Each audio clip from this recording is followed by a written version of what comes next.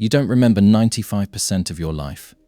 Not because your memory is bad, because your brain deliberately erased it. Try to remember what you did on a random Tuesday 3 weeks ago. Nothing comes up, right? Just blank space. But you definitely did something. You woke up, ate, talked to someone, thought about something.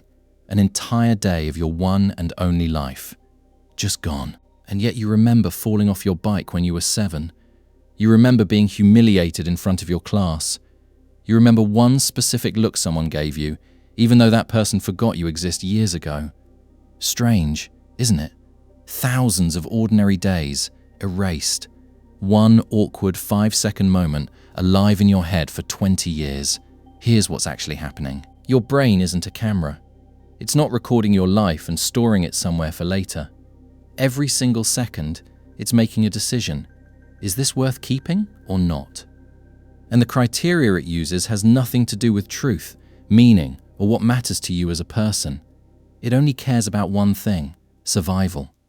A strong emotion is a signal that says, remember this. Pain, fear, embarrassment, danger. Anything that tells your brain, if this happens again, you need to be ready. But an ordinary Tuesday with no emotional spike? Your brain doesn't even attempt to save it. Why would it? Nothing there threatens you. Nothing there teaches you anything new, which leads to something unsettling. Your brain isn't storing your life. It's storing your wounds. Think about your own most vivid memories right now. How many of them are actually happy, neutral moments? And how many are tied to fear, shame, loss, or anxiety? For most people, the ratio isn't close. This isn't a flaw in your memory. It's the system working exactly as designed. Pain is data your brain considers important. Peace, apparently, is not. Now here's where it gets even stranger. Even the memories your brain does keep, they're not actually accurate. Every time you remember something, your brain isn't pulling up an old file and playing it back exactly as it happened. It's reconstructing the memory from scratch, right there in the moment, using who you are today. That means every time you recall a memory, you're slightly rewriting it, adding details that feel true, removing parts that don't fit who you've become, coloring the emotion based on how you feel right now, not how you felt back then. So that childhood memory you've replayed 100 times, you're not remembering the original event anymore. You're remembering your last memory of it, version 47, not version 1. And there's research behind this. Psychologists call it memory reconsolidation. Basically, every act of remembering is also an act of rewriting. The more you revisit a memory, the further it can drift from what actually happened. This is also why two siblings can remember the exact same childhood completely differently. They weren't lying. Their brains just kept different fragments and rebuilt them with different emotional filters year after year.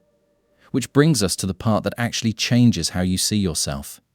If most of your life was never saved, and the parts that were saved keep getting rewritten, then the version of you sitting here right now isn't built from your whole life. It's built from a small handful of fragments your brain happened to flag as important, a few sentences your parents said, a couple of humiliations, maybe 1 or 2 moments of real pride, one fear that repeated often enough to become permanent.